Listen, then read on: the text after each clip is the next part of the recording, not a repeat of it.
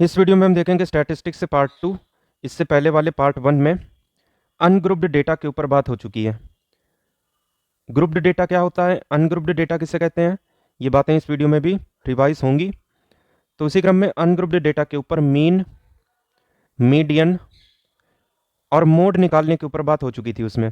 तो जिन्हें भी अनग्रुप्ड डेटा के मीन, मीडियन और मोड के बारे में जानना है उन सभी से रिक्वेस्ट है कि पार्ट 1 अवश्य देखें और उसके बाद ही इस वीडियो पर कंटिन्यू करें, क्योंकि इस वाले वीडियो में ग्रुप्ड डेटा के ऊपर मीन, मीडियन, मोड निकालने के ऊपर चर्चा की जाएगी। साथ ही में मीन, मीडियन और मोड के बीच में क्या रिलेशन होता है किसी ग्रुप्ड डेटा के केस में, इस बारे में भी बात होगी।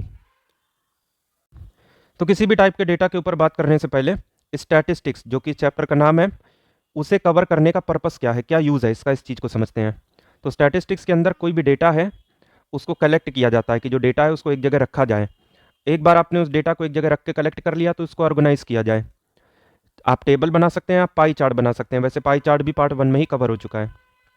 साथ ही में आप तरह तरह के ग्राफ बना सकते हैं, bar graph, line graph, histogram, ये सारी चीज़ें आप कर सकते हैं। तो ये तो हो गया इसका प्रेजेंटेशन कि कौन सा ग्राफ बना के इसको आपको दिखाना है। एनालिसिस, ग्राफ आपने बनाया क्यों है, सिर्फ सजाने के लिए नहीं, उसमें क्या क्या चीज़ें निकल के सामने आ रही हैं उस चीज़ को देखने के लिए, साथ में इंटरप्रेट करने के लिए कि ये डेटा है किस बारे में। मान लीजिए आपने ग्राफ बनाया 50 ओवर के किसी मैच का कि ये ग्राफ है, इस टीम का स्कोर हुआ सपोज 325, एक दूसरी टीम ऐसे चल रही है तो इसका मतलब टारगेट को बहुत ईजिली अचीव कर लेगी। ये तो ये इंटरप्रिटेशन हुआ। बराबर चल रही है यानी कि आगे अगर विकेट गिरे तो कुछ भी हो सकता है, अगर नहीं गिरे तो जीत पक्की दूसरी टीम की। अगर ग्राफ ऐसे हो रहा है और साथ में ये 2-3 लाइन बन रही है, मतलब 3 विकेट लगातार, रन रेट भी कम है, तो इसको देख के यही समझा जा सकता है कि विपक्षी टीम मैच से एकदम बाहर हो चुकी है। तो ये तो हो गया इंटरप्रिटेशन कि कैसे आपको डेटा को समझना है। तो डेटा को इस तरीके से समझना आसान बनाने के लिए उसको प्रेजेंट करना, उससे भी पहले उसको एक जगह रखना और ऑर्गेनाइज करना, ये सब कुछ स्टैटिस्टिक्स में ही आता है।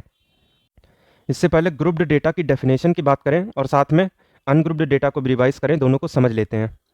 ये है ग्रुप्ड डेटा और ये हो गया अनग्रुप्ड।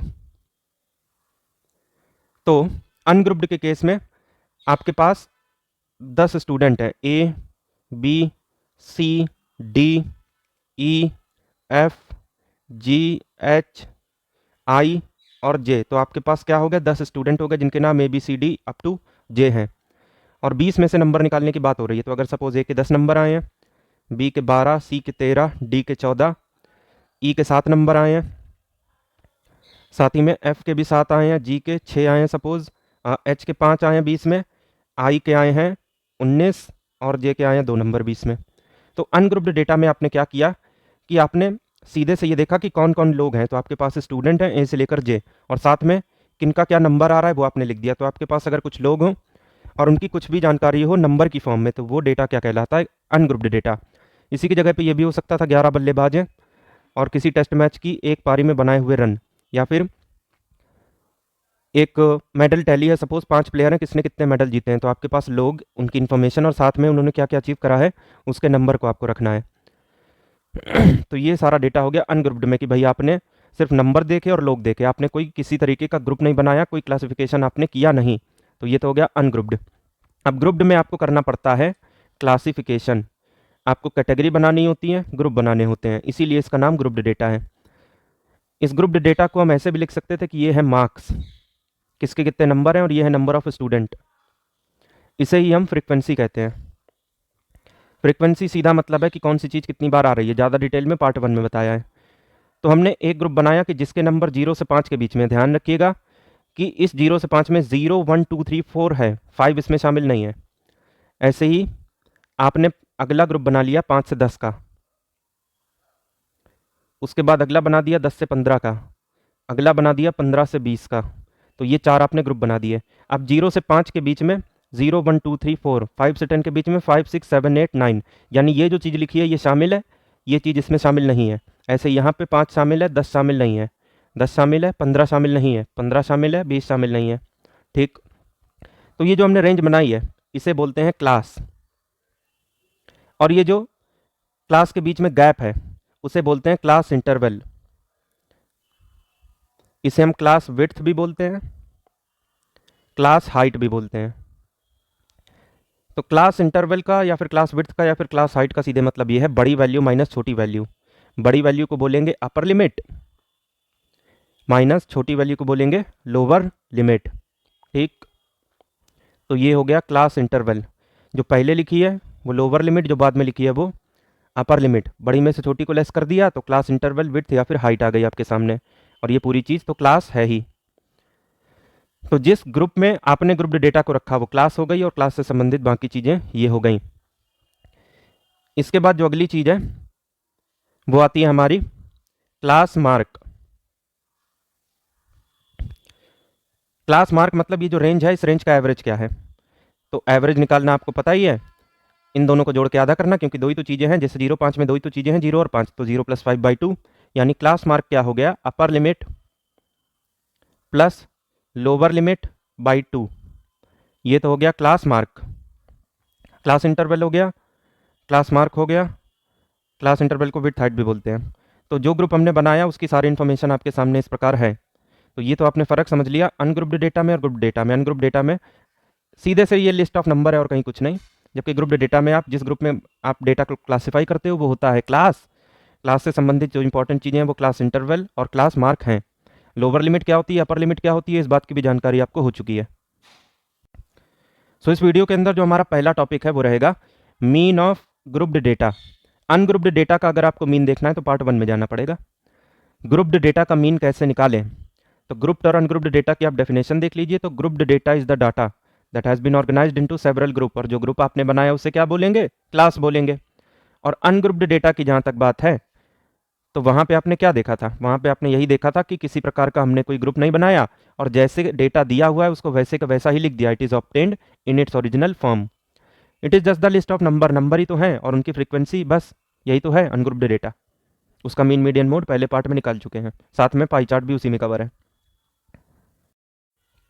तो यहाँ पर जो हमारा मेन टॉपिक है मीन ऑफ ग्रुप्ड डेटा, उस पर आगे बढ़ने से पहले क्लास मार्क, ये चीज़ बहुत ज़रूरी है।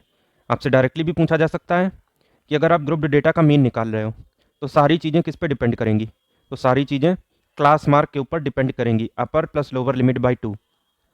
ये कुछ नहीं, किसी भी दी गई क्लास का मिड पॉइंट होता है। मिड पॉइंट मतलब दो चीज़ें हैं जोड़ के आधा कर दो, जैसे ये 5 ये 10, तो इसका जो क्लास मार्क है इसके कहीं बीच में आएगा। ये चीज़ यहाँ से मेन है। अब इसका एक एप्लीकेशन देखते हैं। जो पिछला हमने ग्रुप बनाया था जिसमें ये मार्क्स थे, अब इसको अगर क्लास की फॉर्म में रिप्रेजेंट करें तो ऐसे ही तो करेंगे, 0 से 5, 5 से 10, 10 से 15 और 15 से 20। अब निकालते हैं क्लास मार्क, इसको x से रिप्रेजेंट करते हैं, इस चीज़ का ध्यान रखना है। तो यहाँ पर 0 + 5, 5/2 2.5, उसके बाद 10 5 15, 15 का आधा 7.5। अब ये जो क्लास इंटरवल है वो कितना है, सब में 5 5 5 और 5। तो एक दूसरा तरीका ये हो सकता है कि आपने पहला क्लास मार्क निकाल दिया, सब में 5 5 जोड़ते जाइए, ये 12.5, ये 17.5, ये शॉर्टकट होता है। आप ऐसे भी कर सकते थे, 10 15 25 आधा किया तो 12.5। यहाँ पे भी सेम काम कर सकते थे, 20 15 35 आधा किया 17.5, लेकिन एक बार ऊपर निकाल लिया, फिर उसके बाद जो भी क्लास इंटरवल है उसको 5 5 आप जोड़ते जाइए, जो कि हमारा CI है, बस सारे क्लास मार्क आपके ईजिली निकल जाएंगे। ये ट्रिक है। अब इस तरीके की जो क्लास होती है, क्लास के भी दो टाइप होते हैं, एक है कंटिन्यूअस और दूसरी है डिसकंटिन्यूअस क्लास। इस तरीके की जो क्लास है जो हमने बनाई है वो कंटिन्यूअस क्लास है। क्यों? क्योंकि पहली वाली क्लास की जो लोअर लिमिट है, सॉरी पहली वाली क्लास की जो अपर लिमिट है 5, वही दूसरी वाली क्लास की लोअर लिमिट है 5। अब ये जो दूसरी वाली क्लास है इसकी जो अपर लिमिट है 10, वो तीसरी क्लास की लोअर लिमिट है 10। तीसरी क्लास की जो अपर लिमिट है 15, वही चौथी क्लास की लोअर लिमिट 15 है। तो अगर पिछली क्लास की अपर लिमिट अगली क्लास की लोअर लिमिट के बराबर है, लोअर लिमिट के बराबर है, तो ऐसी क्लास क्या है, कंटिन्यूअस है। क्योंकि कंटिन्यूटी बनी हुई है कि पहले की अपर दूसरे की लोअर, फिर दूसरे की अपर तीसरे की लोअर, इस तरीके से कंटिन्यूटी बनी हुई है, इसीलिए इस तरीके की क्लास कंटिन्यूअस क्लास कहलाएगी। डिसकंटिन्यूअस क्लास में यही चीज़ नहीं होगी, बस जैसे पहली क्लास है 0 से 5, अगली क्लास 6 से 11, फिर 12 से 17, पहले वाले की जो अपर लिमिट है वो दूसरे वाले की लोअर लिमिट के कहाँ बराबर है, ये 5 है, ये 6 है, ऐसे यहाँ 11 है, यहाँ 12 है। इस तरीके की जो क्लास होगी उसे हम क्या कहेंगे, उसे हम कहेंगे क्या, डिसकंटिन्यूअस क्लास। तो अगर हमें डिसकंटिन्यूअस क्लास कभी भी दिखे तो सबसे पहले उसको कंटिन्यूअस में कन्वर्ट करना होगा, और कैसे कन्वर्ट किया जाएगा इस चीज़ का डिस्कशन आगे होगा इसी वीडियो में। अब आते हैं इस वीडियो के मेन मुद्दे पर, मीन ऑफ ग्रुप्ड डेटा।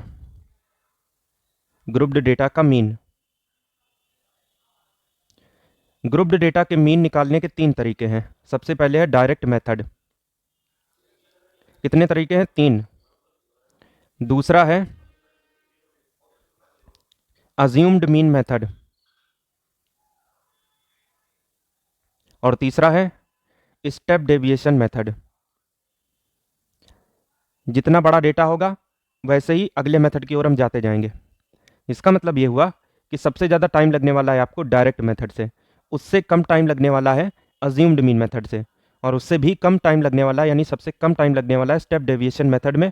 और इन तीनों मेथड में मीन के अलग अलग फॉर्मूले हो जाएंगे, और अलग अलग फॉर्मूले आपको याद नहीं करने हैं, आपको सिर्फ डायरेक्ट वाले का याद रखना है। बाकी टेबल जिस तरीके से बनेगी उसी हिसाब से आपको याद भी हो जाएगा, क्योंकि कंसेप्ट और लॉजिक के तहत हम लोग चलने वाले हैं। तो यहाँ पर डिस्कस करना शुरू करते हैं डायरेक्ट मेथड को। तो डायरेक्ट मेथड में आपको क्लास दी होगी, जिस तरीके से ये क्लास है 0 से 5, 5 से 10, 10 से 15, 15 से 20। तो सबसे पहले आपको क्या है, क्लास मार्क यानी कि x निकालना होगा, जो कि हम लोग निकाल के आए हैं। इस वाली क्लास का 2.5, 5 से 10 के बीच का 7.5, 10 से 15 के लिए क्लास मार्क हो जाएगा 12.5, और 15 से 20 के लिए 17.5। फिर अगला काम आपको फ्रीक्वेंसी निकालना है, जिसे हम छोटे f से लिखते हैं। फ्रीक्वेंसी कुछ नहीं, यही होता है कि 0 से 5 के बीच में कितने स्टूडेंट हैं जो नंबर लाए हैं, 1, 5 से 10 के बीच में 4, 10 से 15 के बीच में 4, और 15 से 20 के बीच में 4। तो ये f है, ये x है। अगला कॉलम आपको बनाना है f इंटू एक्स यानी fx का। तो 2.5 इंटू 1 2.5, 7.5 का 4 गुना यानी 15 का डबल 30, 12.5 का 4 गुना यानी 25 का डबल 50, 17.5 का 1 गुना खुद 17.5।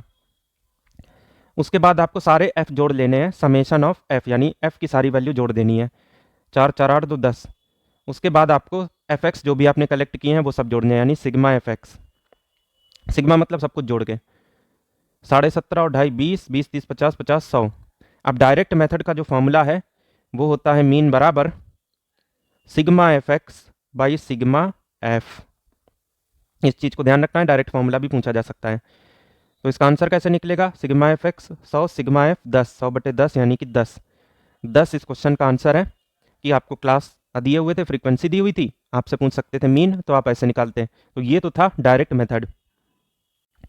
इसी मीन को कई बार आप x बार से भी रिप्रेजेंट करते हैं, तो x बार यानी कि मीन होता है। एक एक चीज को समझते हुए चलिएगा, क्योंकि ऑब्जेक्टिव में कहीं से कुछ भी प्रश्न बन सकता है, जरूरी नहीं कि सवाल ही बने। x बार बराबर sigma fx by sigma f, ये मीन का फॉर्मूला वेरी वेरी इंपॉर्टेंट। यहाँ पे आप स्क्रीनशॉट ले सकते हैं। इसके बाद यहाँ से क्लास मार्क की डेफिनेशन देख लेते हैं। देखिए, किसी भी क्लास इंटरवल की अगर हम बात करें, मान लीजिए 5 से 10 हमारा कोई क्लास है जिसका क्लास इंटरवल 10-5 यानी 5 है, तो हमें एक ऐसे पॉइंट की ज़रूरत होती है जो इस पूरे क्लास को रिप्रेजेंट करे। तो उसी के लिए हमको क्लास मार्क चाहिए होता है। जैसे 5 यहाँ है, 10 यहाँ है, तो जो इसको रिप्रेजेंट करेगा वो यहाँ कहीं बीच में होगा। तो जो भी यहाँ कहीं बीच में है वही तो क्लास मार्क है ना। It is basically the mid point of each class. इसका मिड पॉइंट 10, 5, 15, आधा किया तो 7.5, यही तो हुआ। इस बात से मतलब क्या समझ में आता है भाई, 5 से 10 ऐसा करके अगर कहीं लिखा है तो यहाँ पे 5 है, 6 है, 7 है, 8 है, 9 है, 10 शामिल नहीं है, ध्यान रखिएगा। तो इससे ये बात समझ में आती है कि भाई 5 से 10 के बीच में कितने ऐसे लड़के हैं जो नंबर लेके आए हैं। How many students are getting numbers between 5 and 10, यही तो मतलब हुआ। तो इसी के लिए एक इंटरप्रिटेशन ये बना देते हैं कि हाँ भाई, इतने स्टूडेंट ऐसे हैं, मान लो 4 आते हैं, जो कम से कम 7.5 तो जरूर लेके आए हैं। तो कुछ नहीं, क्लास मार्क जो है वो क्लास का एवरेज होता है। क्लास का क्या होता है, वो एवरेज। सो इसीलिए क्लास मार्क की परिभाषा है अपर लिमिट और लोअर लिमिट का average. Lower limit plus upper limit by 2। Lower limit जो शुरू में होती है पहली वाली, और अपर लिमिट जो बाद में होती है। और किसी भी क्लास में लोअर लिमिट तो शामिल होती है, लेकिन अपर लिमिट उसमें शामिल नहीं होती है। तो जो हमारा टॉपिक था अर्थमेटिक मीन किसका निकाल रहे थे, ग्रुप्ड डेटा का। तो अर्थमेटिक मीन की जो डेफिनेशन है वो भी एक बार देख लेते हैं। हालांकि पार्ट 1 में और साथ में जो एवरेज चैप्टर दिया हुआ है ना डॉक फाइल में, उसमें भी इस बारे में चर्चा हो चुकी है, और दोनों चैप्टर बहुत इंपॉर्टेंट है, आप जरूर देखें। सो अर्थमेटिक मीन को अर्थमेटिक मीन तो कहते ही हैं, बट ऑब्वियस है साथ में इसको केवल मीन भी कहते हैं और इसे एवरेज भी कहते हैं। तो अगर पूछा जाए कि अर्थमेटिक मीन, मीन और एवरेज में कोई फ़र्क है क्या, तो कोई भी फ़र्क नहीं है, तीनों एक ही हैं। तो चाहे आप अर्थमेटिक मीन की बात करें या फिर मीन की या फिर एवरेज की, तो कैसे निकलता है ये? जितनी भी ऑब्जर्वेशन आपके सामने है, ये ऑब्वियस से बात है, ये कौन सा डेटा है? अनग्रुप्ड डेटा ही तो है ना, क्योंकि सिर्फ आपको नंबर से दिख रहे हैं x1 x2 up to xn, और तो कुछ दिख नहीं रहा, तो ये अनग्रुप्ड डेटा हुआ क्योंकि कोई ग्रुप नहीं बना है। तो जो भी अनग्रुप्ड डेटा है सबको जोड़ जाड़ के ऊपर लिख दिया, सम ऑफ ऑल दी ऑब्जर्वेशन, और जितनी ये चीज़ें हैं, n चीज़ें हैं ना, तो उसी से डिवाइड कर दिया। तो अंत में ये क्या बना? अगर x1 x2 x3 की जगह मान लो वेरिएबल आ गया, i आ गया, तो आपको कहाँ से लेकर कहाँ तक जोड़ना है? x1 से लेकर xn तक ही तो जोड़ना है ना। तो i इक्वल टू 1 से n समेशन लगा दिया, xi बाई n, ऐसा करके भी आप मीन को लिख सकते हैं। इसके बाद ये क्वेश्चन करेंगे, और आपसे रिक्वेस्ट है कि वीडियो को पॉज करके स्वयं अटेम्प्ट करने का ट्राई करें, और उसके बाद वापस से इसको शुरू करके एक्सप्लेनेशन देखें। सवाल कुछ इस तरीके से है कि ये जो डेटा दे रखा है, ध्यान रखिएगा, इस पार्ट में जितने भी क्वेश्चन आएंगे, कुछ क्वेश्चन को छोड़ के सब में इस तरीके की टेबल ज़रूर मिलेगी। तो यहाँ पर जो भी डेटा दे रखा है उसका मीन आपको पहले से पता है, 14 है। के की वैल्यू निकालनी है, ये आपका टारगेट है। तो आपको एक्स पता है, एफ पता है। मीन का जो डायरेक्ट मेथड हम लोग सीख चुके हैं उसी को अप्लाई करेंगे, क्योंकि बाकी जो मेथड है उसको अगले क्वेश्चन में देखेंगे।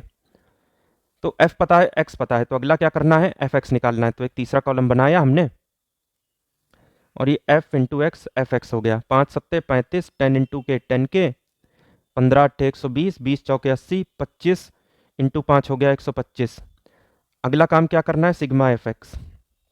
120 80 200 और 35 25 हो गया 60, 200 और 160 हो गया 360 प्लस 10 के। और आपको क्या चाहिए? Sigma F.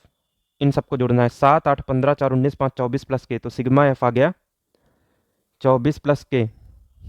मीन के डायरेक्ट मेथड के हिसाब से मीन क्या होता है? Sigma F x by sigma F. और ये मीन आपको दिया कितना है? 14 दिया है, तो 360 प्लस 10 के बाई 24 प्लस के। तो ये कितना हो गया? 24 इंटू 14 यानी 48 इंटू 7, 336 प्लस 14 के इज इक्वल टू 360 प्लस 10 के। 360 माइनस 336 हुआ 20 4 24, 14 के माइनस 10 के 4 के, तो के आ चुका है 6। तो इसका आंसर आ रहा है के इज इक्वल टू 6। उसके बाद नेक्स्ट क्वेश्चन देखते हैं। ये नई टेबल हमारे सामने है, चीज़ें वही हैं, क्लासेस पता है, फ्रीक्वेंसी पता है। फ्रीक्वेंसी का यही मतलब है कि 0 से 20 के बीच में 12 लोग हैं, 20 से 40 के बीच में 15 लोग, 40 से 60 के बीच में हैं 32 लोग, 60 से 80 के बीच में के लोग, और यही के हमें निकालना भी है, ये अपना टारगेट है। 80 से 100 के बीच में 13 लोग हैं। मीन दिया हुआ है 53, के निकालना है। तो इस वाले क्वेश्चन को अटेम्प्ट करेंगे अज्यूम्ड मीन मेथड से। ये दूसरा मेथड है, अज्यूम्ड मीन मेथड। ठीक, जो पहला मेथड था वो कौन सा था? Direct method, simply formula use किया और कहीं कुछ नहीं। यहाँ पे भी हम फॉर्मूला ही यूज़ करेंगे, लेकिन एक चीज़ को अज्यूम करेंगे, तभी इसका नाम अज्यूम्ड मीन मेथड है। वो चीज़ क्या होगी वो आगे देखेंगे। तो तरीका वही है, टेबल बनाएंगे। तो टेबल बनाते समय वही अपना काम, क्लास, फ्रीक्वेंसी, क्लास मार्क, इसे हम एक्स से लिखते हैं। तो ये तीन चीज़ें कर लेते हैं पहले। 0 से 20, 20 से 40, 40 से 60, 60 से 80 और 80 से 100। फ्रीक्वेंसी लिख देते हैं 15, 12, 32, के और 13। क्लास मार्क 0 से 10 के बीच में, 0 प्लस 20 बाई 2 10 हुआ। 20 40 60, 60 का आधा 30। हम ऐसे भी कर सकते हैं कि देखिए सब में क्लास इंटरवल 20 20 20 20 और 20 का ही है, तो वही 20 20 जोड़ते जाएंगे। 10 और 20 30, 30 20 50, 50 20 70, 70 20 90।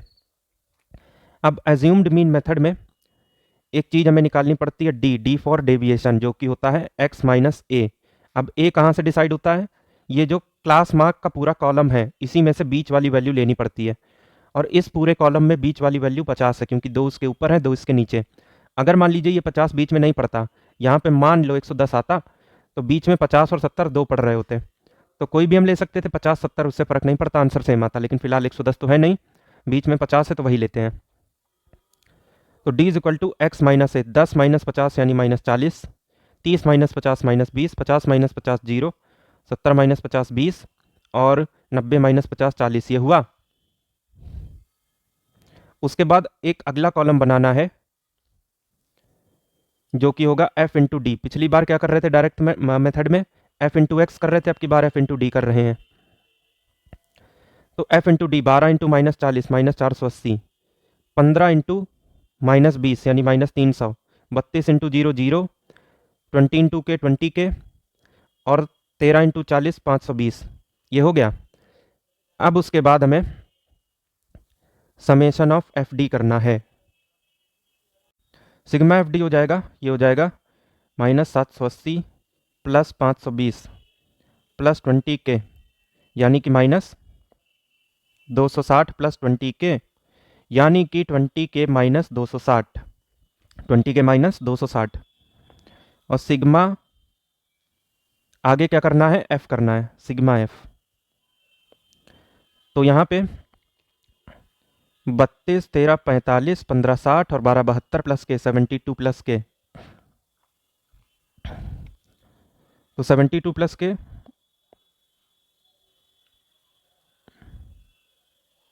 और यहाँ मीन कितना दिया हुआ है 53।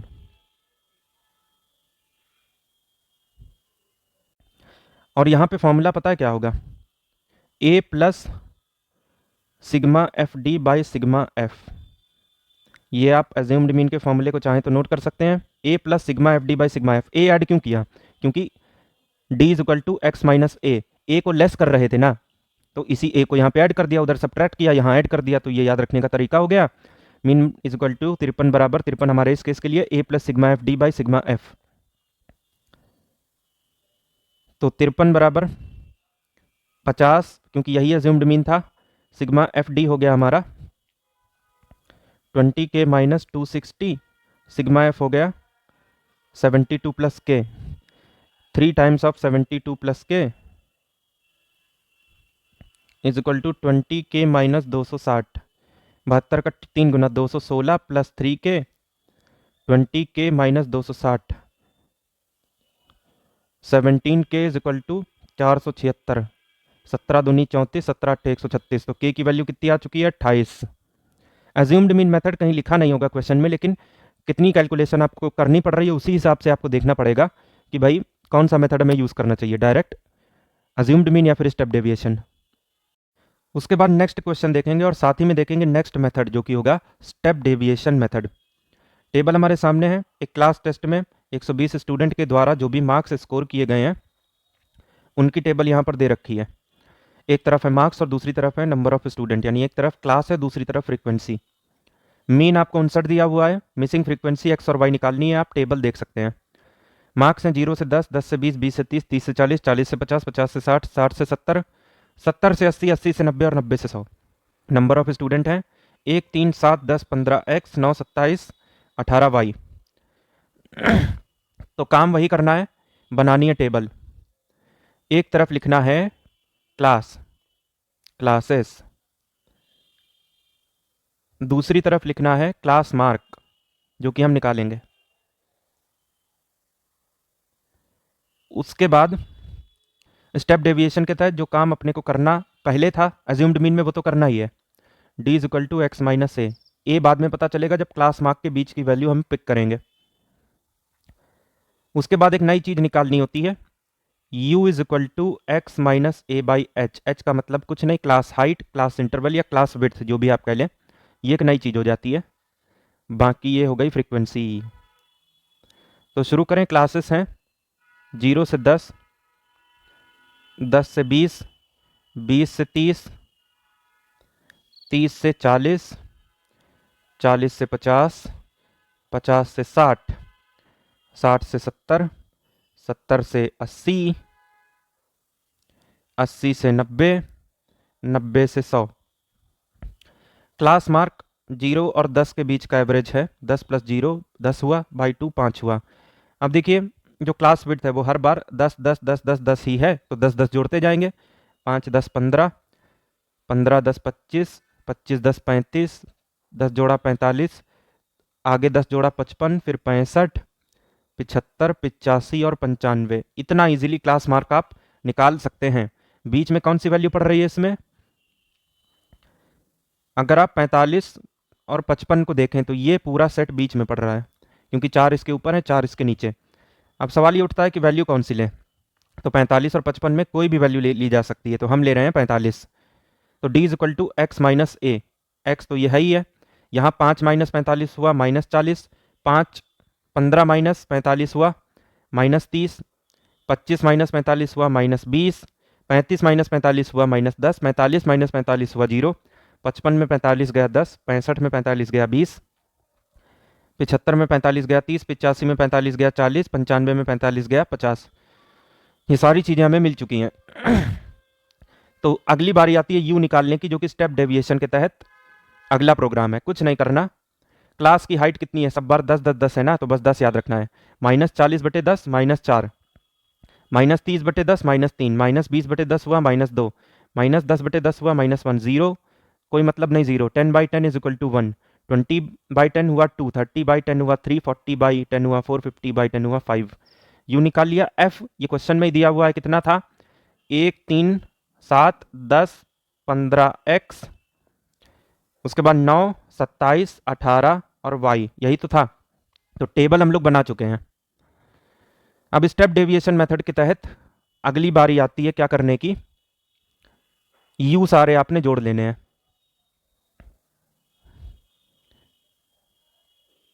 सॉरी, अगली बारी आती है एफ इंटू यू निकालने की। उस बार हम क्या कर रहे थे, अज्यूम्ड मीन में एफ इंटू डी कर रहे थे। उससे पहले क्या कर रहे थे, एफ इंटू एक्स कर रहे थे। तो पहले डायरेक्ट मेथड में आपने एफ एक्स किया, फिर अज्यूम्ड मीन में आपने एफ डी किया, यहाँ पे आप एफ यू करेंगे। तो -4 इंटू 1, इन दोनों को मल्टीप्लाई करना है बस। ये हुआ -4। एफ यू निकालने से पहले हम सारे एफ जोड़ लेते हैं, क्योंकि सिग्मा एफ तो अपने को करना ही है। 27 18 45, 15 10 25, 9 7 16, 3 17 1 18। तो यहाँ पर 45 ये है और 45 एक और है, तो 90 प्लस एक्स प्लस वाई, ये हुआ 90 प्लस एक्स प्लस वाई, ये हुआ सिग्मा एफ। यानी सारी फ्रीक्वेंसी को जोड़ लिया तो इतना आया। तो हमारे पास सिग्मा एफ कितना है क्वेश्चन में, 120 है, क्योंकि 120 स्टूडेंट की बात हो रही है, यानी सारी फ्रीक्वेंसी मिला के 120 है। यहाँ से आप क्या लिख सकते हैं, x plus y is equal to 120 minus 90 30, equation number 1। अब यहाँ पर सबसे इंपॉर्टेंट बात, मीन का जो फॉर्मूला है स्टेप डेविएशन के तहत, उसको लिखना है। जो काम आप अज्यूम्ड मीन में कर रहे थे वो तो करना ही है। A plus sigma F U, उस बार एफ डी था, इस बार F U by sigma F. इस बार आप एफ यू निकालने के लिए क्या किए, एच से डिवाइड किए ना, तो उसी एच से मल्टीप्लाई कर दीजिए फॉर्मूले में, खत्म काम। स्टेप डेविएशन के तहत मीन का फॉर्मूला ये है, आप नोट कर सकते हैं। तो जो पहली इक्वेशन थी x plus y is equal to 30, उसको रखते हैं साइड में। मीन अपने को कितना दे रखा था, मीन पता है हमें 59। ए अज्यूम्ड मीन के तहत हमने ए कितना लिया था 45। ए प्लस सिग्मा एफ यू,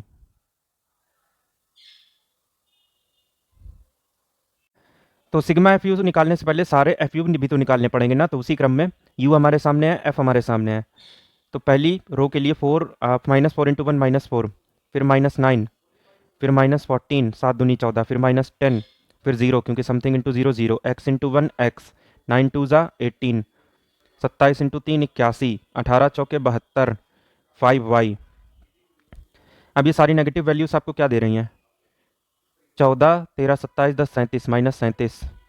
सारी पॉजिटिव वैल्यू आपको क्या दे रही हैं, 8 7 15 1 16 160, 8 तो 10 11 171, 171 माइनस 37 134, और x और 5y अलग से जुड़ेंगे, 134 प्लस एक्स प्लस 5y। इसको कहाँ रख देंगे, 134 प्लस एक्स प्लस 5y को सिग्मा एफ यू में। तो वापस से 59 is equal to 45 plus sigma F u कितना था, 134 plus x plus 5y, sigma f कितना था 120 इंटू क्योंकि सिग्मा एफ सारी फ्रीक्वेंसी का सम जो कि 120 गिवन था क्वेश्चन में, 120 लड़कों की बात हो रही है ना, तो इसीलिए क्लास हाइट थी 10, ये 12 हो गया, ये 59 में से 45 गया 14, 14 इंटू 12 हो गया 126, सॉरी 14 इंटू 12, 28 इंटू 6 168, 168 में से 34 गया तो 34, x प्लस 5y बराबर 34। तो फर्स्ट इक्वेशन क्या थी, x प्लस वाई बराबर 30 और दूसरी थी x प्लस 5y बराबर 34। दोनों को सॉल्व करेंगे, लेस करेंगे, ये कट जाएगा, -4y इक्वल टू -4, यानी कि y इक्वल टू 1, x और y दोनों मिला के 30 है तो y अपने आप 29 है। दो अननोन फ्रीक्वेंसी 1 और 29 आ चुकी हैं। तो ये तो था स्टेप डेविएशन मेथड जिसके तहत इस क्वेश्चन को सॉल्व किया गया। इसके बाद अभी तक की जो भी चीज़ें कवर की जा चुकी हैं उनका रिवीजन करते हैं। मीन निकालने के 3 तरीके हैं, पहला है डायरेक्ट मेथड, दूसरा है अज्यूम्ड मीन मेथड, तीसरा है स्टेप डेविएशन मेथड। तो डायरेक्ट मेथड में मीन बराबर होता है sigma F X, F into X है ध्यान रखिएगा, by sigma F. Assumed mean में मीन बराबर होता है A plus sigma F into D by sigma F. वहीं स्टेप डेविएशन में जो फॉर्मूला है वो बनता है mean is equal to A plus sigma F into U by sigma F, this thing should B multiplied by H, जहाँ पे H का मतलब है क्लास हाइट, क्लास विड्थ या फिर क्लास इंटरवल। तो ये तीनों फॉर्मूले ऐसे रटने नहीं है, तुरंत याद हो जाएंगे। अगर ऑप्शन में बाई चांस आ भी गया तो देख के पहचान सकें, इतना होना चाहिए यहाँ से। तो जिनको भी स्क्रीनशॉट लेना है वो यहाँ से ले सकते हैं। इसके बाद और एक रैंडम एग्जाम्पल यहाँ से करेंगे। मीन निकालना है, सॉरी मीन दिया हुआ है 15.45 और यहाँ से अननोन फ्रीक्वेंसी p निकालनी है। तो काम वही करना है, ये है क्लास 0 से 6, 6 से 12, 12 से 18, 18 से 24 और 24 से 30। ये है फ्रीक्वेंसी 6, 8, p 9 और ये हुआ 7। क्लास मार्क यानी कि x निकालेंगे, 6 का आधा 3, 18 का आधा 9, वैसे सब में गैप 6 6 6 6 है। और ये क्लास किस टाइप की है, पहली बात तो कंटिन्यूअस, क्योंकि पहले वाले की जो अपर लिमिट है वो दूसरे वाले की लोअर लिमिट के बराबर है। आगे वाले क्लास की लोअर लिमिट पहले वाले क्लास की अपर लिमिट के बराबर होनी चाहिए, और वही है, चाहे किसी में भी आप देख लें, यहाँ 24 यहाँ 24, खैर। तो यहाँ पर सब में गैप 6 6 6 6 का है तो 6 6 जोड़ना पड़ेगा। ये 9 9 6 15, 15 6 21 और 21 6 27, ये हुआ। उसके बाद क्या करना है, अगर आपको डायरेक्ट मेथड लगाना है तो डायरेक्ट मल्टीप्लाई करना होगा, अदरवाइज आप क्या करिए, एज्यूम्ड मीन से अगर आपको करना है तो d is equal to x minus से ये करिए आप। यहाँ पे a क्या ले रहे हैं, क्लास मार्क के कॉलम के बीच की वैल्यू जो कि 15 है, क्योंकि 2 उसके ऊपर 2 उसके नीचे। ये 3 माइनस 15 हुआ -12, 9 माइनस 15 हुआ -6, 15 में से 15 गया 0, 21 में से 15 गया 6 और ये हुआ 12, ये d हो गया। उसके बाद एफ डी -12 इंटू 6 -72, 8 6 जा 48 माइनस का, ये तो खैर 0 है, 9 6 जा 54, 12 7 84। ये नेगेटिव वाली वैल्यूज आपको क्या दे रही हैं, 72 48 120 और ये 8 5 13 4 4 8, ये हुआ 138। 138 में से 120 गया 18, ये सिग्मा एफ डी हो गया।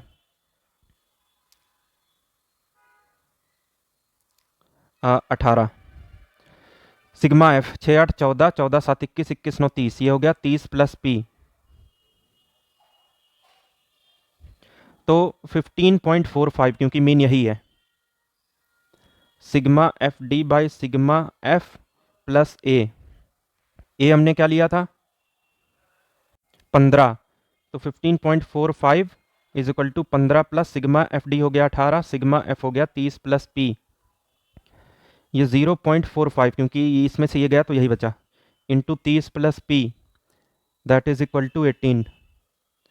45/100 हो गया, 3/20 into 30 plus 3/20 p is equal to 18, तो 3/20 common, 30 plus 3p is equal to 18, 3 6 जा 20 छिंग 120, 30 plus 3p is equal to 120, 3p is equal to 90, p is equal to 30।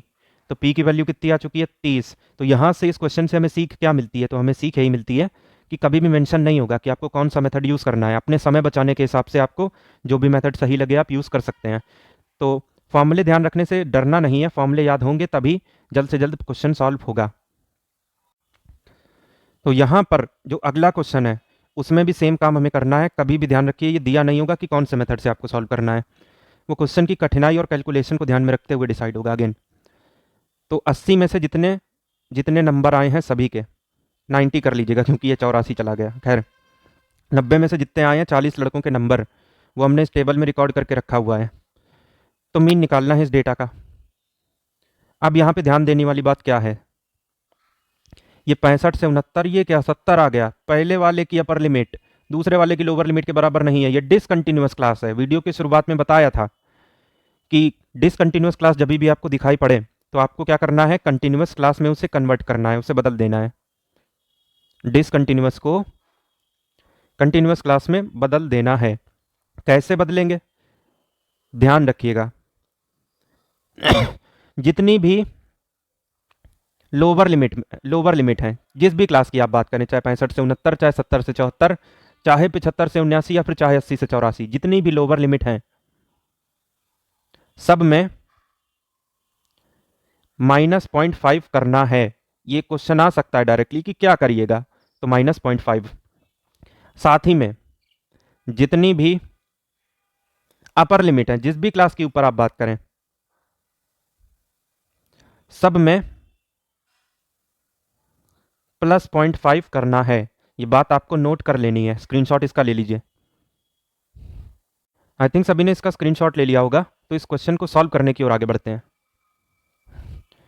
तो काम आपको वही करने हैं, इसमें कोई भी चेंज नहीं होगा। ये है क्लास, ये है क्लास मार्क जिसे हम x लिखेंगे, ये हम फ्रीक्वेंसी लिखेंगे। आगे डिसाइड होगा कि भाई कौन सा मेथड लगाएंगे, उस हिसाब से कॉलम बनेंगे। तो खैर 65 माइनस 0.5 64.5, इसमें 0.5 ऐड करना है, अपर लिमिट है ना ये, तो 69.5। इसमें 0.5 आपको लेस करना है, लोअर लिमिट है ये 69.5। देखा आपने, ऊपर वाली क्लास की अपर लिमिट नीचे वाली क्लास की लोअर लिमिट बन गई, बस यही तो चाहिए।